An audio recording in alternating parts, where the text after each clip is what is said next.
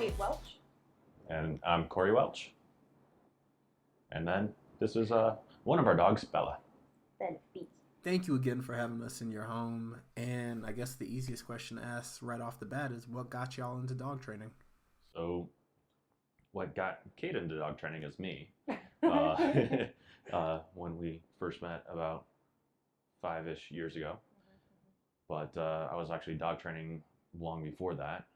Started off in high school wanting to be a vet, so geared myself up and was going into college undergrad to accomplish all the pre-vet stuff. And along that route, I ended up working at an animal hospital. And yeah, was never a big fan of schooling and classrooms and lectures and working at the vet's office, learning that continued. And even after graduating, getting the diploma, being an actual veterinarian, periodically you got to go back to lectures and classes and just keep up with the medicine because it's always changing. So I kind of put a damper on that goal. But in the process of working at the vet's office, I happened to be the guy that was always called in on the tough dogs, the dogs that might have a bigger chance of biting someone. And they didn't really bite me. So yeah, I figured out I had a good knack for dealing with behavior. A little bit of watching like Dog Whisperer and stuff. I was actually given some decent advice to the clients to help out with a few things, and definitely my coworkers to manage the dogs, which sparked the idea of why medicine when I actually enjoyed the behavior. So, coming from a vet background and probably seeing a crazy range of how people treat and value their pets, did that influence your philosophy when it came to dog training? Definitely. As far as seeing the relationship between dog and owner in a way that I guess best described like a mismatch. People think they had one relationship with their dogs, and to me it was quite clear that the dog did not see that same relationship. There was a difference in their perception of who they are to their owners or the family or what the place was. And it kind of leads to one of the first things I always talk about in my philosophy and training is that perception is one of the most important things. Because if there's a difference in perspective of the team, the owner and the dog between each other, then there's going to be a struggle. There's going to be trouble because the dog does whatever they want to do because they think it's what they're supposed to do. And as the owner that has a different perspective, that leads them to say it's wrong or wrong or even bad. The dog's like, no, it's right. I should do this, which is why they do it at all. So yeah, it's always about trying to create the same perspective. And yeah, I think it was kind of inspired or sparked from that experience. Yo, Corey is passionate. So, Kate, did that same passion get the ring on your finger plus get you into dog training? I mean, yeah, like we went over his whole background in our 5.5 hour long first date. And yeah, I mean, it was an interesting take that I had never really heard before, I guess. Because, I mean, growing up, for me, I'm originally from Michigan, grew up and was just like total animal obsessed kid, like my whole life. Like I wouldn't leave my house when I was a small child without like 4 stuffed animals. So that was always the thing. And I think I actually originally wanted to be a vet as well, but I'm not like into like, you know, medical stuff like blood and guts and things. I was like, nope, no thank you. Like me doing surgery, you don't want that.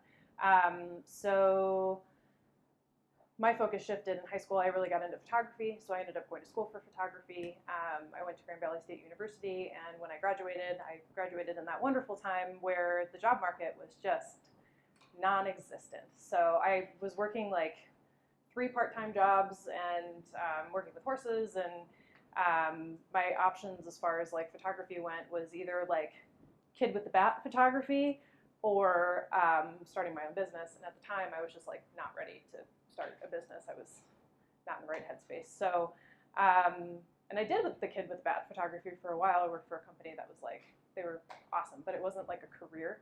So I decided in 2014 to move to Phoenix, put my horse in the trailer, and took my psycho dog at the time and came down here. And then a couple years later, met Corey when I was working for PetSmart Charities. So I always kind of was like, ended up back into the animal realm, and predominantly rescue.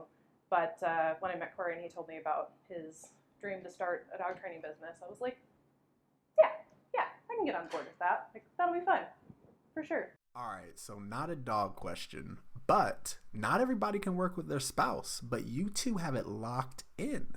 So is it the love of dogs? Is there a magic formula? How is it working with each other?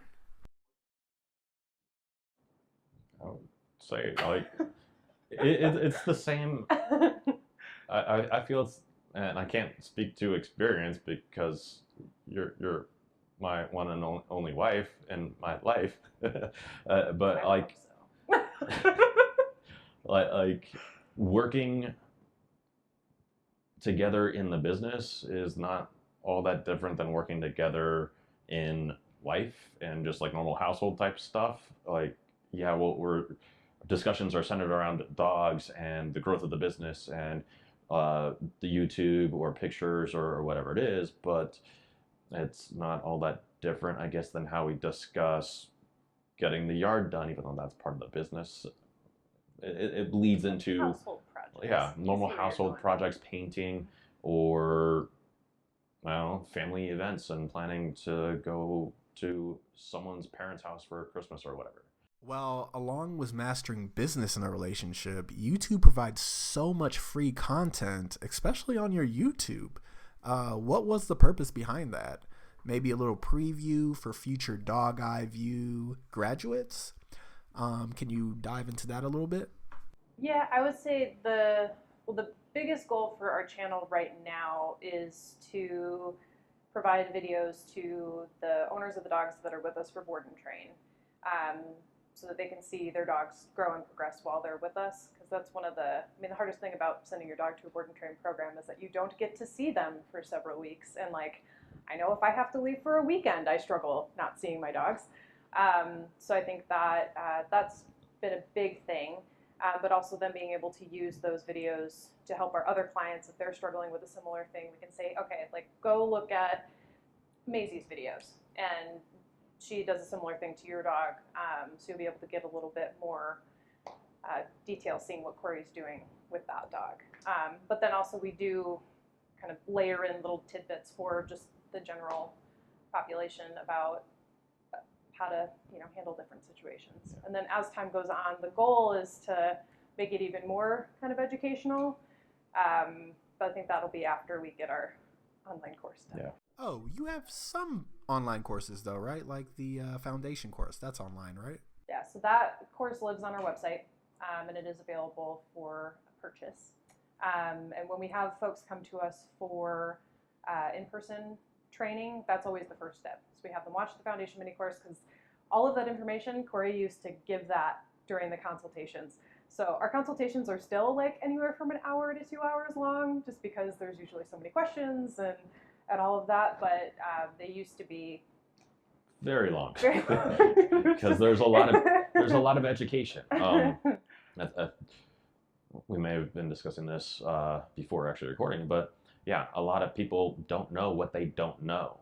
There's so much behind dog training and behavior and psychology that someone that's owned a dog, several dogs their entire life, there's still so much more than they realize. And so, yeah, to get going with me and my training, my philosophy, there's always that, I don't want to call it a prerequisite as far as it's become a prerequisite though with that foundation course, but just that baseline understanding of where all of my information is coming from. Hence why it's called the foundation course, because you build off of the foundations. So, yeah. In your consultations, what are you seeing more of here in the Valley? People bringing in their new puppies, people bringing in their dogs that are showing some behavioral issues?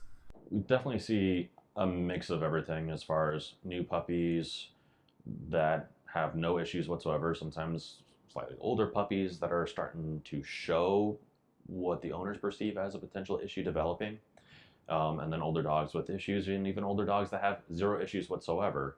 So it's tough to put a true quantification as far as what we see the most of, but I feel it could be more behavior cases.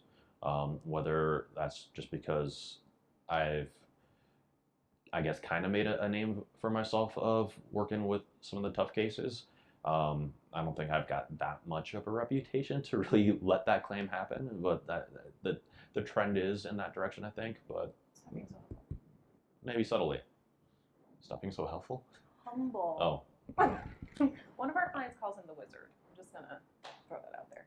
I mean, I feel like In the dog training world, I feel like I'm still a nobody because Oh. there's so many people that I look up to. well, yeah, there's that. So But just, you gotta give yourself some credit.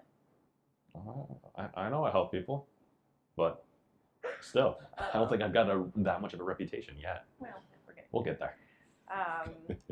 Yeah, I don't know. I mean, I certainly feel that. I mean, I can't give like a percentage or anything, but I feel like the majority of the dogs that come to us are dogs that like they have some troubles.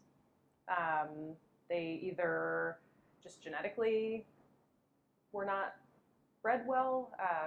There's a lot of dogs that get pulled from the reservation that Lord knows how many generations have been out there fending for themselves. So they have a hard time acclimating to life in a home. And then there's other dogs that they've been with the family for X amount of years, and things, life changes. They bring a baby into the house, they bring another dog into the house, and then like, oh my goodness, all these things are happening. Then we do get our fair share of puppies, but at least it seems to me that we tend to get like the more difficult cases. You brought up an interesting point earlier, something that I'm actually surprised I haven't heard of before: genetics. What role does genetics play when it comes to dog training? Is nature nurture an issue sometimes when it comes to choosing a dog? They both play a role, and I would say it's more of a case by case, individual by individual idea as to which of the two may carry a bigger role or bigger impact for various things. And it could also be the amount of time spent by that dog, that it can be that nurture has taken over because this dog is now 8 years old and they've been practicing their nature from day one or the entire time. So yeah, genetics really do matter. It's commonly said, like, it's all on how you raise them. It's all on how you train them. But that's not accurate. It's a more accurate way to phrase it would be, it is all on how you raise them. It's all on how you train them, given their genetics, given their nature. Just because there's a reason why Labradors, Goldens, trying to think of other ones, but all these breeds have retriever in their full breed name, or you have shepherds, or you have terriers. There's a reason why that's part of their name as far as the breed, because they were bred, they were genetically made to have certain types of jobs. And as much as dogs aren't used for those jobs anymore, the breeding hasn't gone on long enough to more or less discredit or what's the word I'm looking for? I don't know, to make liars out of the breeds or the names of the breeds. Even back then when the job was a real thing, genetics, individuality matters to the point where there's so many retrievers that suck at retrieving. So many terriers that are afraid to go into a hole. But nowadays you might get a little bit more of separation from that. But yeah, they both go together, and having an understanding of what the nature is, having an understanding of what the nurture has been or is going to be, that can definitely make a huge difference in the biggest, or not the biggest, but make the biggest difference in the end result. Add something really quickly that, I mean, you can tell me if I'm full of it or not, but I do just want to interject a little, because I feel like when people think about the genetics being so important with certain dogs, they immediately jump to like dog breeds and how there is, you know, breed specific legislation that is not a good thing in my opinion, because it's not so much about the breed as it is like the line of that dog, and the parentage of that dog and what that dog's parents and grandparents, what they had been bred to do on purpose or unintentionally. That matters much more than the breed itself. Because obviously, like right now, like pit bulls have the category of dog. Pit bull has a bad reputation. Well, there are, I mean, some of the sweetest, most cuddly dogs I've ever met have been pitties. Like some of my favorite dogs on this planet are pitties, and they do not fit into that stereotype at all. And then you have other dogs that, you know, like, and we've had aggressive golden retrievers, we've had aggressive labs. Like it's not about the breed, it's about the lineage. So whether it's lineage or just how dogs are being treated, I can imagine that foster and rescue dogs are the ones that are really being put through the ringer most of the time. Do you two work with a lot of rescues or foster parents to maybe help those dogs become more adoptable to future homes? But yeah, so we've worked with a lot of different rescues, whether it is through fostering or if they like actually pay for the dog to come for board and train, and then we do what we can to help them get adopted. We do come across some clients, just the dog is technically owned by this person, the person is a paying client looking for training, and through discussion of everything they learn in the foundation course, whatever we discuss in the consultation, going in deeper into the weeds about like the nature versus nurture. And as I start to get to know that dog a little bit in that first few minutes, the first couple of hours in that consultation, so I can help the owners see how much of what they are experiencing is nature, how much of it has been nurture, how much it's a combination, and if we make these changes, then we can maybe, by changing the nurture, outdo the nature.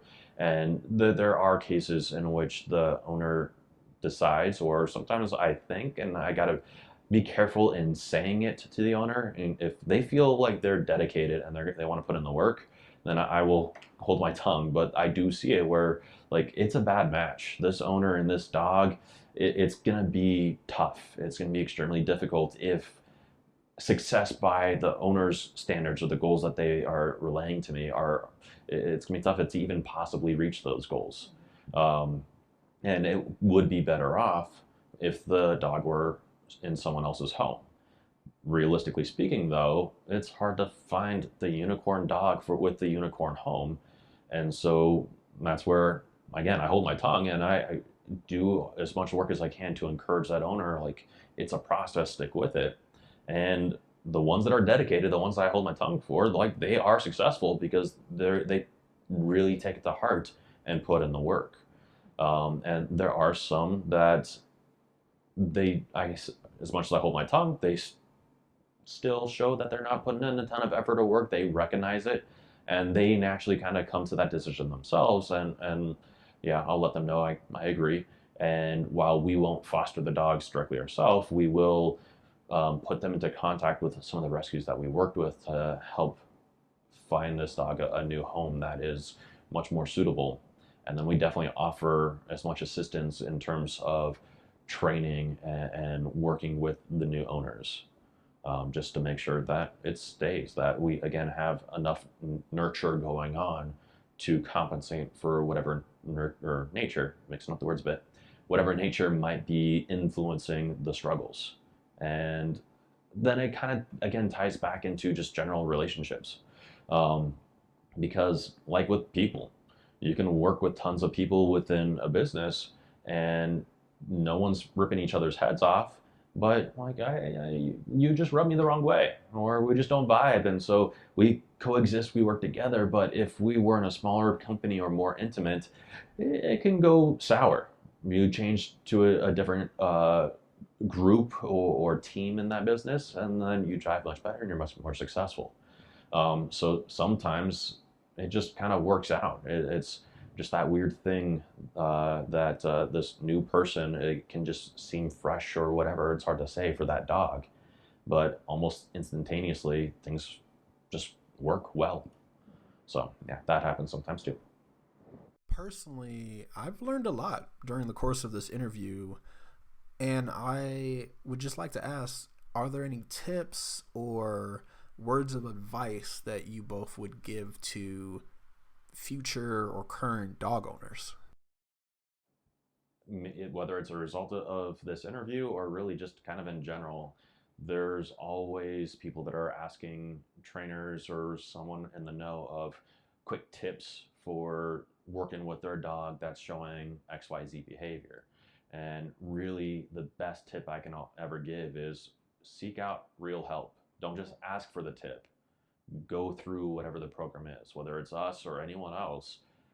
Work with them over a period of time to have a much broader understanding, because there's no quick fix for anything. The quickest fix is call someone up. But yeah, like, I don't know. It's always like, I always feel like that's an extra thing that should be known by people. Yeah, no easy, simple, quick tips. As much as I think you had mentioned, when whether it was on camera or not, like I said when we were first dating, like with your problem doc at the time, just like do this, this, and that. But that was no, it was 2.5 hours of the entire consultation. But there was a lot of misunderstanding. It wasn't like a quick tip, quick thing. Yeah. Yeah, there's much more to it that takes time and work, and that's the big thing. Putting in the effort will definitely get the results. Nothing quick and simple is ever really going to work. Thank you both again. And just one more time for the people that are watching and listening, can you shout your names and where people can find you? Again, I'm Corey. And I'm Kate.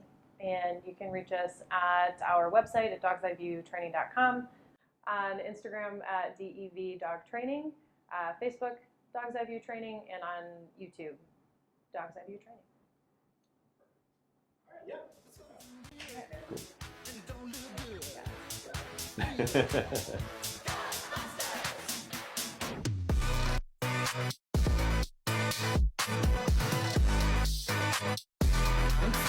Cool.